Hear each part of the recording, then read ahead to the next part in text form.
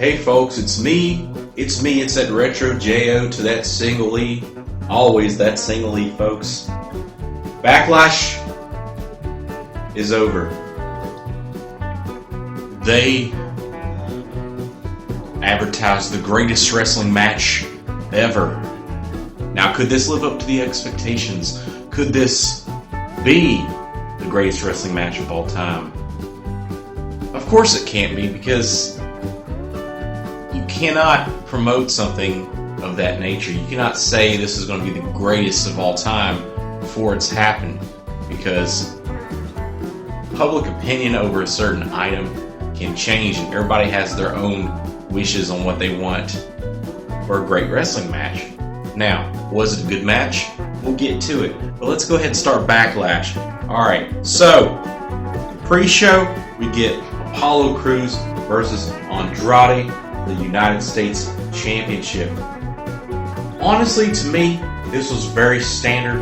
It was a decent match, but it was very generic to me. It was almost like Snooze Fest. You know, I was watching it, I was kind of looking at my phone, you know, I wasn't fully invested in it.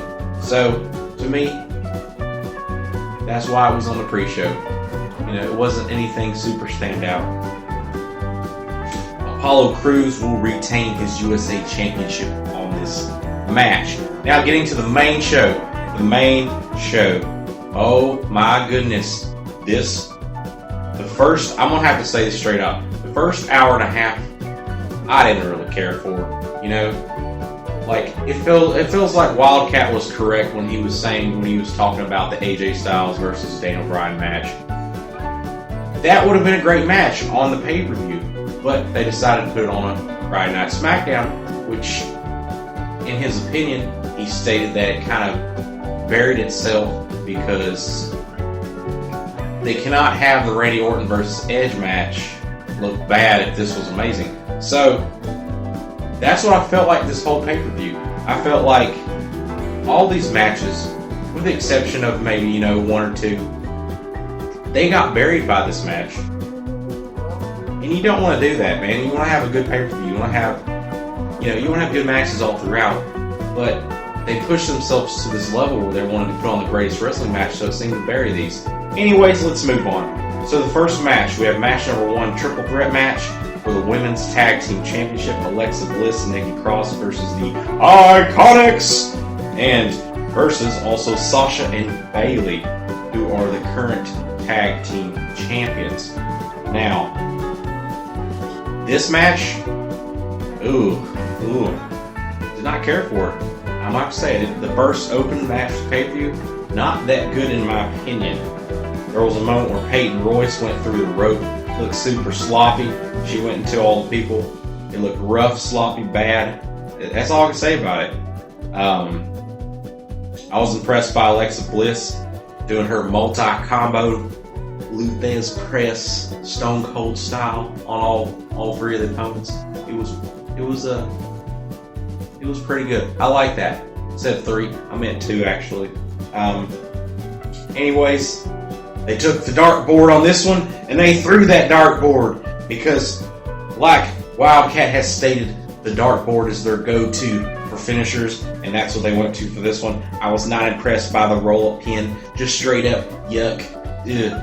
Moving on. How about let's do it like this? This was page 1 of the pay-per-view. Garbage. That goes in the trash. Alright, match number 2. We have Jeff Hardy versus Sheamus. If y'all been following this whole scenario of Sheamus trying to paint Jeff Hardy as this drug user who's back on the bad stuff. Yeah. Not a fan of that storyline. But I thought maybe, just maybe, that the Jeff Hardy versus Sheamus match would be good because both of these guys are really good in the ring. So, was it good? No. In my opinion, no. To me, it was an extended squash match by Sheamus. There was absolutely no in-ring chemistry. I don't know. There was a few good moves in there by Jeff Hardy, but overall, it was just bad. I didn't like it. I didn't like this one at all. I was very surprised because I'm a huge Jeff Hardy fan. I thought this would be great, but it was not a great match. It's not memorable. I will not replay this match later. It's not going to stand up to test time. I'm just saying that. Sheamus will take the win because he's the bad guy, and it's their goal, I guess, to bury Jeff Hardy even further so he can go join his brother in AEW. But anyways, yeah, did not like this extended squash match. Anyways, alright, now we get a promo where Otis says he might cash in his Money in the Bank briefcase on the winner tonight of the Universal Championship. That match happens later on tonight. I'm going to give you go ahead and give you a spoiler. This promo is throwaway because Otis does not cash in the match, nor is it mentioned again in the program. Throwaway. Why WWE? Why? Yeah. This pay-per-view, I didn't care for it till the end. Ugh. Match number 3. We have the Raw Women's Championship with Asuka, the Empress, one of my favorites of all time, versus Nia Jax.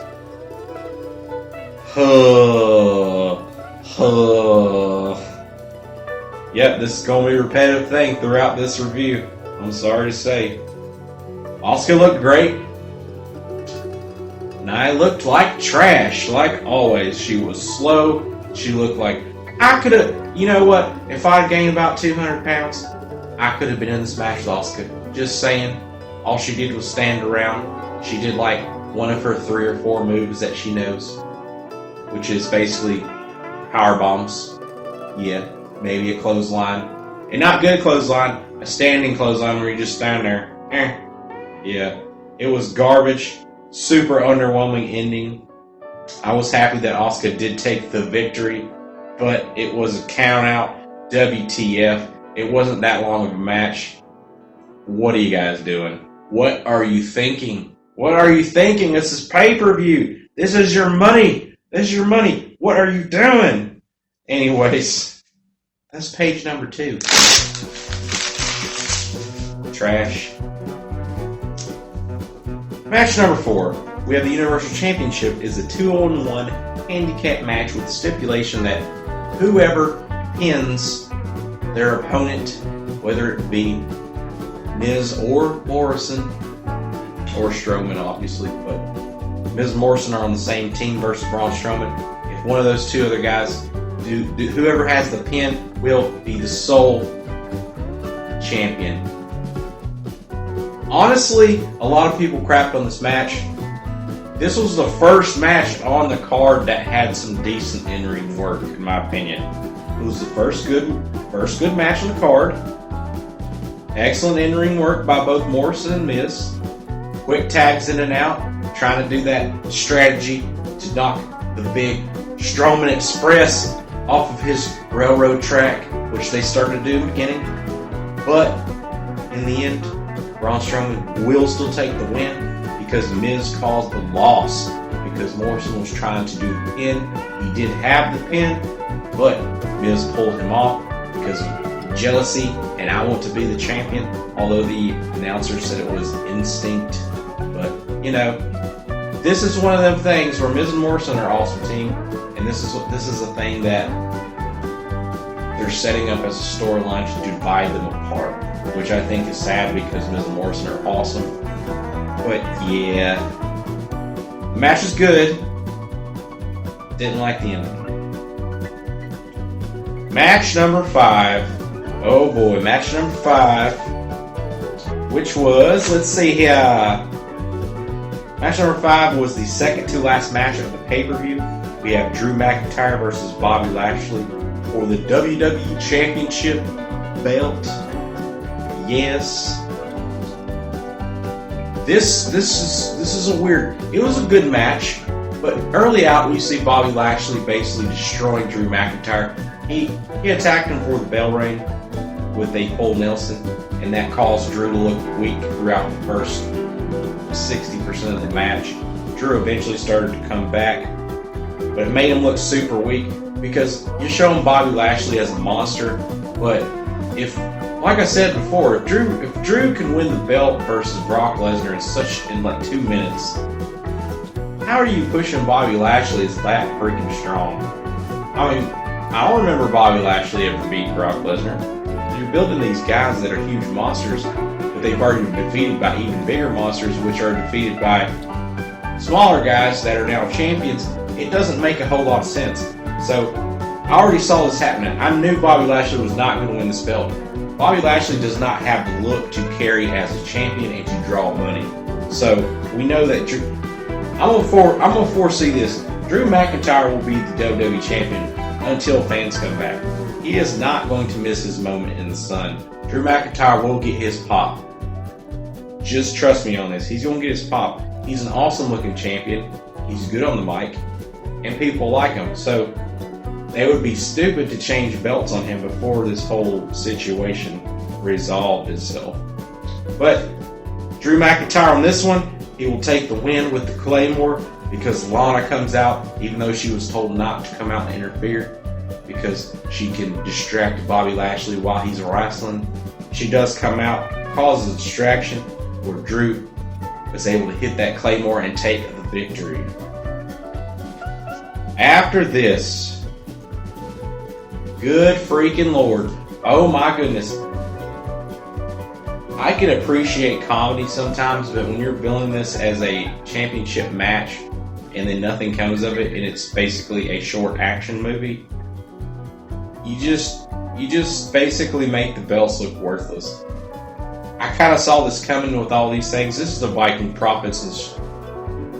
I call it the Viking Prophets. They are called that, but yeah, this is Viking Raiders, the Street Profits, where they're basically doing another boneyard match / movie style cinema experience. This was not a match. This was supposed to be match number 6, but this was not the match.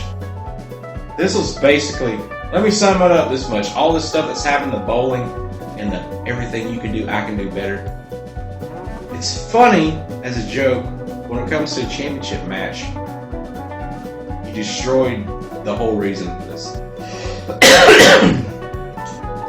Anyways, let's just put it this way. They fight movie style. They eventually figure out that they're both basically on equal planes. So they say, okay, let me just hold up. Anyways, hold on a second. Let's just say it like this. They fight, so basically figure out they're on equal planes. I'm not going to tell you every little detail of what happened in silly spots, but it was basically a long comedy skit. It reminded me of a Benny Hill show segment. I mean, it was just, yeah, mixed with the Three Stooges, mixed with Star Wars. Oh Lord. There was a moment where Takira shows up with a bunch of ninjas. Oh Lord. And they run off, even though they proclaim themselves to be the Viking Prophets now. Which I said this last week. I said they're going to have a 4-man faction. Silliness. Totally. Yeah, it destroys the whole Raw tag team division. Basically, it's dumb. Trash. So, final segment, match number 6, which if you count the pre-show would make it match number 7. But anyway, it's match 6 on the main card. We have the greatest wrestling match ever built. So, was it? Could it live up to the hype? Could it be the greatest wrestling match of all time? No, with an asterisk. We've already seen some amazing. I can remember in my memory, like, matches I can go back to and watch over and over again that were just classic, just some of the greatest matches ever. But then you got to remember we've got all these years of Raw, SmackDown, NXT 205 Live, shows that aren't on the air anymore, Sunday Night Heat. There's probably a couple I can't remember off the top of my head. doing this live on the podcast. You know, I'm just shooting from the gun here from my memory. Saturday night main event. Yeah. Anyways. Yeah. So, if you calculate the number of matches that we as wrestling fans have watched and can remember specific ones, there's hundreds and hundreds of thousands of matches. Will this be one of them? I think it will be, honestly, because of the way it was built and the way it was set up. But there's no way you can bill yourself as the greatest match ever and actually live up to that expectations. I'm going to tell you why. I said no, but it was a good match. Yes, it was an excellent match. It was a great match. It had all the right spots. It had all the right energy. But in my opinion, here's what I felt was wrong with it. So they set it up. It has all these camera angles that make it look like a mix between a WWE match, boxing match, and a UFC match. We even have a Howard Finkel introduction, the late great Howard Finkel. They worked it in. They made it look like movie style with the lights down, the spotlight on the announcer, even though there was nothing there. They had Howard Finkel's voice doing the announcing of who was in the match. That was pretty cool. I like that. I don't think they should do that much more often because it's a little eerie since Howard Finkel's already passed. It's a nice tribute, but I don't think they should do it over and over and over again. This should be it. One time, because it's a recent thing of his. He passed away recently. It was a long, epic battle. They used so many finishers on each other people's finishers. They used the rock bottom, the pedigree, Christian's finisher. There was so many, and it was great. But when you build it like that, when I was watching it, even though I liked the match, it was the best part of the match, it felt very manufactured, if that makes any sense. And it might not make sense to people. They'll see it and they'll be like, oh, it was great. But it felt too set up. You know, when you watch these old matches, when you watch Macho Man versus Steamboat and all this, that happened almost like, even though they're predetermined, it felt like almost an organic match, like it happened organically. This didn't really feel organic. It felt like it was pushed in our face that it was the greatest wrestling match ever, and it felt very manufactured to me. I enjoyed it, but it felt almost like another movie style thing. It just didn't happen naturally. It was just like, you kind of knew what was going to happen. You knew it was going to be this 45-minute slugfest. You knew there was going to be 1,000 false finishes. You knew before it was going to happen that they're going to use all these crazy finishers on each other. You knew they were both going to go the distance. You know, I don't know. It was just an odd feeling to me. Like, I felt like the manufacturing of it didn't seem natural. But, you know, you may disagree. You may say, hey, Joe, you don't know what you're talking about. But I've been watching matches for a long, long time. And this is just my opinion. Go back and watch some classic stuff with, like, Roddy Piper. And you'll see the way they do these matches. They're memorable. Why I remember this one? Only because it was billed as the greatest wrestling match ever. And it was a long, hard-fought match between these two legends. And they are both legends. I'll give them that. But I think they should have wanted the match not billed as this. They just did it like this. And then I would have been more blown away. Anyways, unfortunately, Randy Orton will take the win on this one. He does a punt kick to Edge at the very end after 44 minutes and 46 seconds. And that ends the match. It kind of buries Edge in the storyline. Not sure why they went in that direction. Yeah. So takeaways from this after this match. It appears that Edge has a torn tricep after this match. I don't know if this is storyline work or real, but he does have a torn tricep according to WWE. So he's supposed to be out for 8 months. So he came back for 2 matches, 1 singles match and 1 last man standing movie style match. and that's it. And then Edge is gone for 8 months, so I don't know. I feel like this was almost like a waste. We got Edge back and then he's gone. So, anyways, overall the pay-per-view, other than that last movie style type Edge vs. Orton match, I'm gonna tell you straight up, did not like this pay-per-view. Like I said, other than that match, pretty much trash. But like I said, and like I always say, you know, you can't have gold on every single show, and it definitely showed true on this one. It definitely showed the leadership of WWE falling apart, the chaotic nature of the writing team starting to show.